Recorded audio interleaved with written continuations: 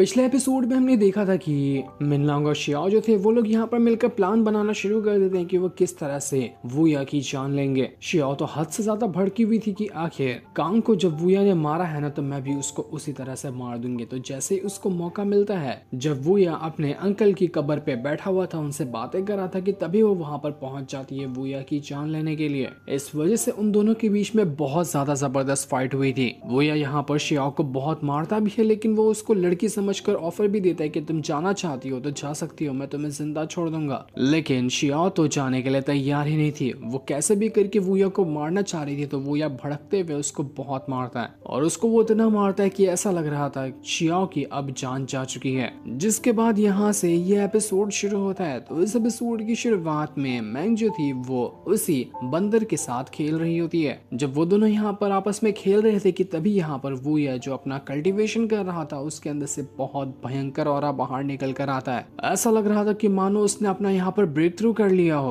वो यहाँ पर खुद में कहने लगता है कि यार मैंने कोशिश की लेकिन ब्रेक थ्रू हो नहीं पाया, थोड़ा सा स्टेप रह गया। ब्रेक थ्रू हो जाता तो मैं यहाँ पर बॉडी रिफाइनमेंट के 9th लेवल पर पहुंच गया होता। ये ब्रेक थ्रू आखिर क्यों नहीं हुआ? मुझे जल्द से जल्द पावरफुल बनना है, न जाने कब मिनलांग पहुंच जाएगा मेरी जान लेने के लिए। मैंग जो थी वो यहाँ पर वुया से कहने लग जाती कि वुया पागल तो नहीं हो गया ना, थोड़ा सा आराम तो कर लो। 1 साल तुम्हें काल कोठरी में रखा गया था, तुमने वहां पर भी बहुत अच्छे से कल्टीवेशन की है और आज ही बाहर निकल कर आए और आज फिर से कल्टीवेशन शुरू कर दी। क्या 1 दिन के अंदर तुम इमॉर्टल रैम को ब्रेक थ्रू करना चाहते हो? क्या थोड़ा आराम भी कर लिया करो। पर वो यह कहता है कि नहीं, आराम तो मुझसे नहीं हो सकता, मुझे तो अभी बहुत सारे काम करने हैं। तुम्हें पता है ना कि अगला वाला कंपटीशन भी नजदीक आ रहा है, कुछ ही दिनों में नेक्स्ट वाला कंपटीशन भी स्टार्ट हो जाएगा, तो मुझे उसके लिए तैयारी करनी है। ऊपर से ये मिनलांग नाम की मुसीबत भी मेरे गले आकर पड़ गई है, तो उससे को भी सबक सिखाना है, इसके लिए पावर तो चाहिए होगी ना, इसलिए मैं यहाँ पर रुक नहीं सकता, मुझे कैसे भी करके खुद की पावर को बढ़ाना है। तो मैंग यहाँ पर उससे कहती है कि अगर इतना ही जल्दी पावर बढ़ाना है तो मेरे पास एक अच्छी जगह पता है मुझे, हम दुबू वैली जा सकते हैं। वहां पर ना कल्टीवेशन से जुड़ी हुई कई सारी चीजें मिलती हैं, जैसे कि स्पिरिट फ्रूट हो गए वगैरह, इस तरह की चीजें जो तुम्हारी कल्टीवेशन को इंक्रीज करने के काम आएगी।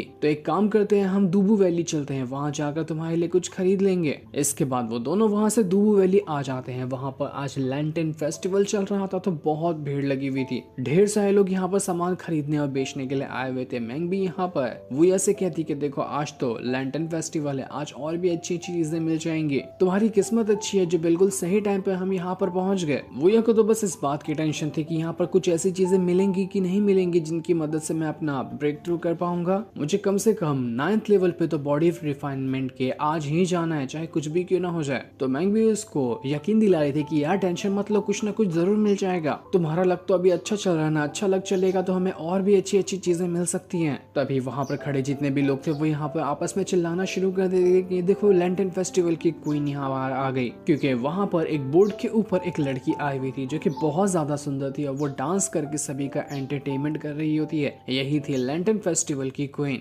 इसको देखने के लिए तो लोग यहाँ पर अपना भीड़ जमा कर लेते हैं कि ये इतनी ज्यादा सुंदर लड़की है तो ये तो मेरी ही रानी बनेगी, मैं तो इसको अपने साथ ले जाऊंगा।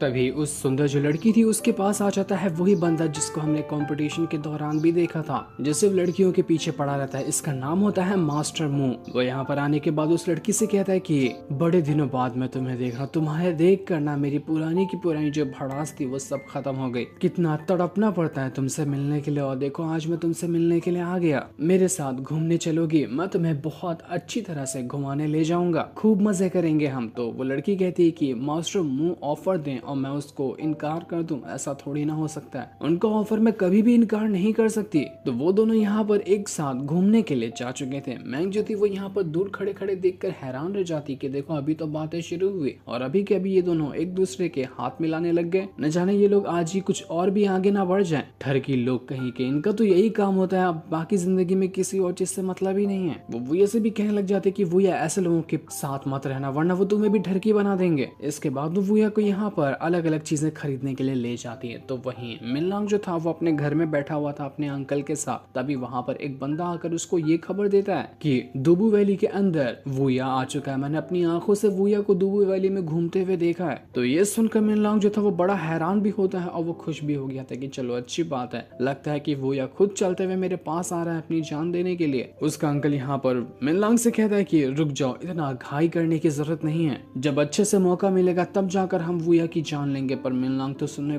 को तैयार ही नहीं था। वो कहता है जितना जल्दी मैं इस वुया को खत्म कर दूं ना, मेरे दिल को सुकून मिलेगा, वरना उसको देखकर ऐसा लगता है कि वो बहुत जल्द पावरफुल बन जाएगा और आकर मेरी जान ले लेगा। इसलिए दुश्मन को पहले खत्म कर देना बहुत बेहतर होता है। तो वहीं वुया और मैंग जो थे वो यहाँ पर बाजार में आने के बाद कुछ चीजें खरीद रहे होते हैं। उनको यहाँ पर एक स्पेशल फ्रूट दिखाई देता है जिसको वही मोटू बेच रहा था जो मैंग के साथ जबरदस्ती करने की कोशिश कर रहा था कुछ टाइम पहले। तो उसी की दुकान पर मैंग और वुया पहुंच चुके थे कुछ फ्रूट खरीदने के लिए। वो उनको देखकर घबरा भी जाता है, उनसे कहता है कि देखो मेरे पास अच्छे अच्छे फ्रूट हैं, आपको कुछ चाहिए क्या? आपको जो चाहिए होगा मैं आपको वो देने के लिए तैयार हूँ। मेरी तो खुशकिस्मती है कि आप दोनों मेरी दुकान पे आए। वुया जब यहाँ पर उन फ्रूट्स को देख रहा था तो उसके अंदर उसको एक फ्रूट दिखाई देता है जो कि इंसान जैसी शक्ल का लग रहा था। वुया कहता है कि अबे यार ये कैसा फ्रूट है, ऐसा लगता है कि किसी इंसान की शक्ल इसके अंदर चिपका दी गई हो, बड़ा अजीब सा दिख रहा है ये। मिनलांग यहाँ पर किसी भी टाइम पे आता होगा तो उसके पहले ही वुया को अपना ब्रेक थ्रू करना होगा और ये फ्रूट उसको परफेक्ट लग रहा था उसका ब्रेक थ्रू करवाने के लिए। मिनलांग जो होती है वो यहाँ पर स्पिरिचुअल वर्ल्ड के अंदर से वुया से कहती है कि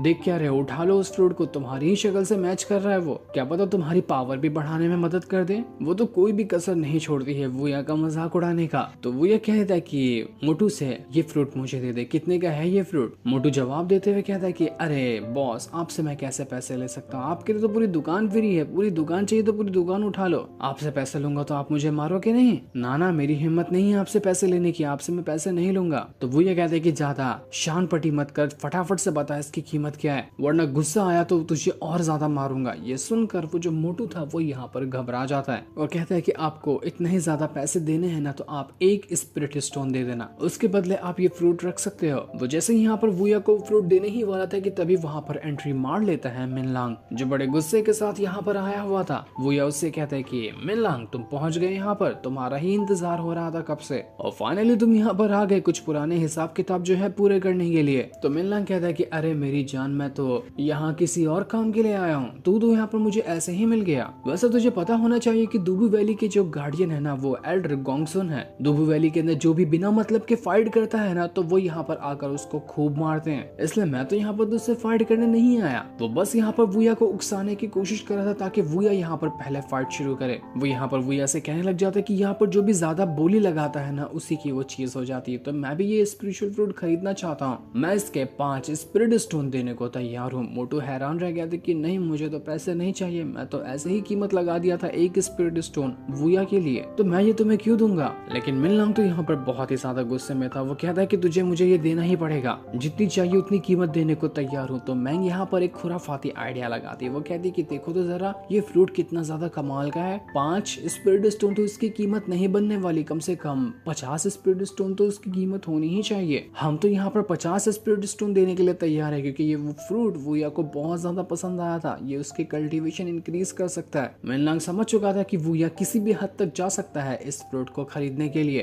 तो मुझे कैसे भी करके इस फ्रूट को खरीदना होगा ताकि वुया अपनी कल्टीवेशन इंक्रीज ना कर सके। इस वजह से वो 50 के बजाय 60 स्पिरिट स्टोन की कीमत लगा देता है कि मैं 60 में ये फ्रूट खरीदने को तैयार हूँ। मोटू तो हैरान रह गया था कि अरे वाह, मैं तो एक कीमत लगाया था, यहाँ पर कीमत तो सीधा 60 पे पहुंच गई। वो यह कहता है कि अरे 60 भी ना मुझे कम ही लगता है, मुझे लगता है कि ये ना अच्छा खासा ब्रेक थ्रू करवा देगा फ्रूट, तो इसकी कीमत कम से कम 80 स्पिरिट स्टोन तो होनी चाहिए, उससे कम में काम नहीं चलने वाला। मैं तो 80 स्पिरिट स्टोन देने को तैयार हूँ। मिनलांग को बहुत ज्यादा गुस्सा आ रहा था, उसको फ्रूट चाहिए था तो वो यहाँ पर ना चाहते हुए भी 100 स्पिरिट स्टोन लगा देता है उस मामूली से फ्रूट के लिए, जिसकी असल में कीमत तो सिर्फ एक ही स्पिरिट स्टोन थी। ये होते साथ ही वुया उससे कहता है कि मास्टर सीतू मिनलांग, कांग्रेचुलेशन, आपने ये फ्रूट खरीद लिया। अब मैं इससे ज्यादा बोली नहीं लगा सकता क्योंकि मेरे पास 100 से ज्यादा स्पिरिट स्टोन है ही नहीं। ये फ्रूट आपका होता तो मौज काटो ये फ्रूट लेके। मोटू तो सोच रहा था कि यार 100 स्पिरिट स्टोन में तो कंडेंसेशन रैल्म के भी स्पिरिट स्टोन नहीं मिलते, उससे भी ज्यादा हाई लेवल के स्पिरिट स्टोन मिल जाएंगे, लेकिन ये तो मामूली से स्पिरिट फ्रूट के बदले कीमत 100 स्पिरिट स्टोन पहुंच गई। मिनलांग जो था वो यहाँ पर उस स्पिरिट फ्रूट को खरीदने के बाद वो से कहता है कि देख तुझे भी ये फ्रूट चाहिए था ना, तो बता कि तू मुझे इसके बदले क्या दे सकता है, तू जो भी देगा मुझे अच्छा लगा ना तो मैं वो लेकर तुझे ये फ्रूट दे दूंगा। भैया कहता है कि अबे मैंने कब कहा तुझे कि ये मुझे फ्रूट चाहिए, वैसे भी इसकी शक्ल मुझसे मिलती नहीं है, अपने आप को देख और इस फ्रूट को देख, लगता है कि दोनों मैच कर रहे हैं, तेरी भी शक्ल इससे फ्रूट से मिलती तो तू ही इसको अपने पास रख ले। मिनलांग के दिमाग में आग लग चुकी थी कि इसने जब से मुझे बेवकूफ बनाया, मुझे लगा था कि इसको ये फ्रूट चाहिए ही चाहिए, इस वजह से मैंने अपनी इतनी ज्यादा कीमत लगा दी। नहीं छोड़ूंगा, अब मैं यहाँ पर भूया को नहीं छोड़ने वाला। जब से मैं इंतजार कर रहा था कि ये पहले यहाँ पर अटैक करने की कोशिश करेगा, पर नहीं, अब लगता है कि मुझे ही पहले अटैक करना पड़ेगा। तो वो पूरे गुस्से के साथ अपना वेपन निकालता है और सीधा जा चुका था वूया के साथ फाइट करने के लिए। ये देखकर वूया भी भड़क चुका था, वो भी यहाँ पर उसके साथ अटैक करने की कोशिश करता है, लेकिन उसको यहाँ पर अभी अटैक से ज्यादा चीजें चाहिए थी अपना ब्रेक थ्रू करने के लिए। तो वो शुरुआत में यहाँ से भागने की कोशिश करता है। बाजार में आए हुए सारे लोग ये देखकर एकदम ज्यादा हैरान रह गए थे कि आखिर ये मिनलांग कंडेंसेशन रन में होने के बावजूद भी इस वूया के पीछे क्यों पड़ा है, जो कि अभी सिर्फ बॉडी रिफाइनमेंट के 9th लेवल पर ही मौजूद नहीं है। 8 लेवल के बंदे से ये फाइट करके क्या साबित करना चाहता है। वूया यहाँ पर भागते हुए उस मिनलांग से कहता है कि अबे तूने खुद तो अपना कीमत लगाई है ना 100 स्पिरिट स्टोन। मैंने कब बोला था कि तुझे उतनी सारी कीमत लगाने के लिए? अपने पैर पे कुल्हाड़ी मारकर तू मुझसे बदला लेना चाहता है। तो मिनलांग कह रहा था कि मैं तो 100 लगाऊं या 1000 लगाऊं, मुझे इससे कोई मतलब नहीं है। मैं तो बस यहाँ पर तुम्हें उकसाने की कोशिश कर रहा था ताकि यहाँ पर फाइट शुरू हो सके, क्योंकि जो पहले फाइट शुरू करता है एल्डर गोंगसुन आकर उसको ही सजा देते हैं, लेकिन तूने मजबूर किया मुझे पहले कदम उठाने के लिए। नहीं छोड़ूंगा, एल्डर गोंगसुन भी यहाँ पर क्यों ना आ जाए, फिर भी मैं तेरी जान ले लूंगा। तू आज बहुत बुरी मौत मरने वाला है। ये लोग की यहाँ पर फाइट हो ही रही थी कि तभी वहाँ पर बीच में एंट्री मार लेता है उस मिनलांग जो था उसका अंकल। वो भी यहाँ पर अपने वेपन का इस्तेमाल करते हुए वूया के ऊपर अटैक करना शुरू कर चुका था। वो दोनों के दोनों एक साथ हो जाते हैं अकेले वूया को मारने के लिए। वूया यहाँ से भागने की कोशिश कर रहा था क्योंकि उसको मिनलांग जो है उसके अंकल का तो कल्टीवेशन लेवल पता ही नहीं है कि वो कौन से लेवल पर है। मैंग जो थी वो यहाँ पर कह रही होती कि देखो यहाँ पर इनकी फाइट तो शुरू हो गई, एल्डर गोंगसुन क्यों नहीं आ रहे इनकी फाइट रुकाने के लिए? एल्डर गोंगसुन को आकर इस मिनलांग को सबक सिखाना चाहिए ना, वो कहाँ जाकर बैठ गए? तो वहीं हम एल्डर गोंगसुन को देखते हैं जो दूसरे एल्डर के साथ अपना चेस खेल रहा था।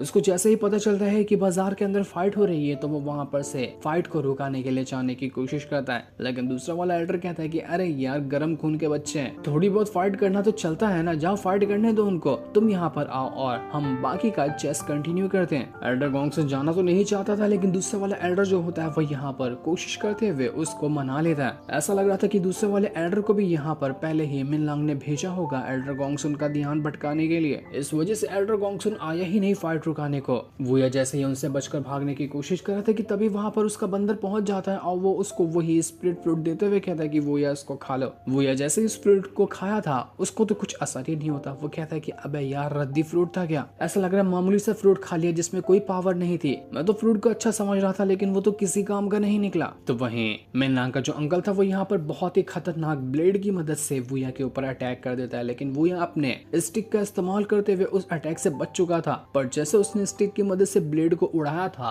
वो ब्लेड सीधा जाकर लगने लग जाता है उस मास्टर मुंह को, जो आराम से उस लड़की के साथ मजे कर रहा था। इस चीज को देखकर मास्टर मुंह के गुस्से का ठिकाना नहीं रहता कि आखिर तुम लोगों की हिम्मत कैसे हुई? इतना अच्छे से मैं टाइम बिता रहा था अपनी बंदी के साथ और ये बुढ़ऊ आकर बीच में टांग घुसाने लग गया, सारा मजा खराब किया, नहीं छोड़ूंगा मैं इसको। तो वो सीधा का सीधा आकर बीच में ही खड़ा हो जाता है मिनलांग और उसके अंकल के। मिनलांग कह रहा था कि देख मास्टर मुंह तू यहाँ से साइड हो जा, तेरा कोई मतलब नहीं है दूसरे की फाइट में टांग घुसाने से, वरना तो बहुत बुरा पिट जाएगा आज। इज्जत से कह रहा हूँ दफा हो जाए यहाँ से। तो मास्टर मुंह कहता है कि अच्छा तो तुम मुझे मास्टर भी कहते हो और मेरी को अच्छे से बात भी नहीं करते हो? अबे मास्टर कहा है तो इज्जत तो कर ले थोड़ी। लगता है कि तुम लोगों को ना डिसिप्लिन सिखाना पड़ेगा कि दूसरे से किस तरह से बातें की जाती है, तभी तुम जैसे लोगों के दिमाग में अकल आने वाली है। मास्टर मुंह जो था वो यहाँ पर वूया से कहता है कि वूया तुम जाना चाहते हो ना तो भागो यहाँ से, मैं इन दोनों को संभाल लूंगा। इसलिए वूया वहां से भाग निकलता है। मिनलांग जो था उसके दिमाग में आग लग चुकी थी कि मास्टर मुंह तुझे छोड़ूंगा नहीं मैं, इतना अच्छा मौका मिला था वूया की जान लेने का लेकिन तूने सब खराब कर दिया। अब पहले तुझे काट डालूंगा उसके बाद जाऊंगा वूया को मारने के लिए। इस चीज को देखकर मास्टर मुंह जो था वो यहाँ पर भड़क जाता है। तो वो सीधा जैसे ही अटैक करने वाला था सबसे पहले मिनलांग तुरंत ही वहां से भाग निकलता है और अपने अंकल को पीछे लगा देता है मास्टर मुंह के। मास्टर मुंह और मिनलांग का अंकल आपस में फाइट कर रहे थे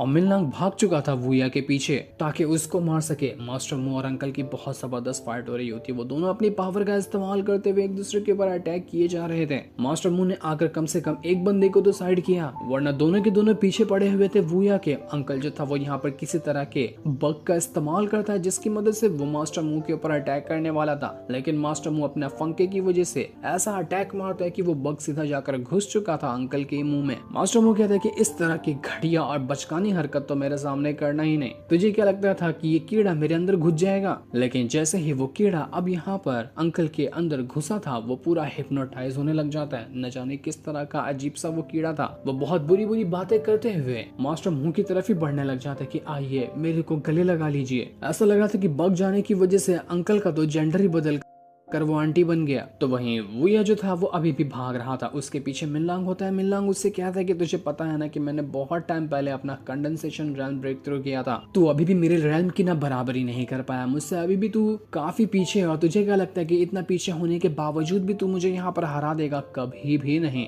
आज तुझे मैं दिखाऊंगा कि एक भी लेवल आगे पीछे होने का ना कितना बड़ा डिफरेंस होता है। कुत्ते की मौत मारूंगा तुझे मैं आज। वो अपनी पावर को यहाँ पर बहुत बुरी तरीके से एक्टिवेट करने लग गया था ताकि वो वुया की जान ले सके। वुया यहाँ पर उसके अटैक से बचने की कोशिश कर रहा होता है। जैसे वो अपने अटैक को रेडी कर रहा था तभी वहां पर असर दिखा जाता है वो स्पिरिट फ्रूट जिसको खरीदने के लिए वुया आया हुआ था। वो स्पिरिट फ्रूट जैसे ही यहाँ पर एक्टिवेट होता है उसकी सारी की सारी पावर वुया के अंदर समा चुकी थी, जिस वजह से हो जाता है वुया का ब्रेक थ्रू और वो उसी टाइम पहुंच चुका था बॉडी रिफाइनमेंट लेवल के 9th रैंक पर। उसने यहाँ फाइट के दौरान ही अपना एक लेवल ब्रेक थ्रू कर लिया। इस वजह से तो वो आसानी के साथ मिनलांग के सभी अटैक को रोक पा रहा था और वो तो मिनलांग को मार मार कर उसकी हालत खराब कर देता है। यहाँ पर मिनलांग ये चीज देखकर भड़क गया था कि तुझे क्या लगता है एक लेवल ब्रेक थ्रू करने से तू मेरी बराबरी कर लेगा? अभी भी तू मुझसे 2 लेवल पीछे ही है, 2 लेवल भी बहुत ज्यादा होते, मैं तुझे जिंदा नहीं छोड़ूंगा। वो दोबारा यहाँ पर वुया के ऊपर अटैक करने की कोशिश कर रहा होता है लेकिन वुया अब यहाँ पर अपने स्टिक का इस्तेमाल करना शुरू कर देता है कि बहुत हो गया तुझसे भागना, अब मैं तुझे भगा भगा के मारूंगा। वो अपने स्टिक की पावर को एक्टिवेट करते साथ ही सीधा जा चुका था भिड़ने के लिए मिनलांग के साथ और अपने स्टिक की मदद से वो उसको बहुत मारता है, जिस वजह से मिनलांग की हालत खराब हो चुकी थी। मिनलांग कहता है कि बहुत हो गया, तुझे क्या लगता है कि मैं इतनी जल्दी हार गया? नहीं, अभी मैं नहीं हारा हूँ, मैं तुझे अपना खास टेक्निक दिखाता हूँ। तो वो किसी तरह की टेक्निक का इस्तेमाल करता है जिस वजह से चारों तरफ ऑरा फैल चुका था। वो यहाँ पर पूरे गुस्से के साथ वुया की जान लेने वाला था, पर जैसे ही वो यहाँ पर वुया को जाकर मार पाता कि इससे पहले उसका अंकल वहां पर पहुंच जाता है और वो उसका पैर पकड़ते हुए कहता है कि मम्मी मम्मी मेरे को दूध पिला दो। आप कहाँ चली गई थी? मुझे आपका बहुत टाइम से इंतजार था। बग खाने की वजह से तो वो अंकल पागल ही हो गया था। इसी मौके का फायदा उठाते हुए वुया वहां से भाग चुका था। मिनलांग के दिमाग में आग लग जाती कि मैं अंकल को लाया था वुया को मारने के लिए, लेकिन ये अंकल ने तो मेरा ही प्लान बर्बाद कर दिया। नहीं छोड़ूंगा वुया, जहां भाग कर जा सकता है ना भाग जा, लेकिन जब तू हाथ में आएगा उसी दिन काट के रख दूंगा तुझे। जो सीन दिखाते ही ये एपिसोड यहीं पर एंड हो जाता है।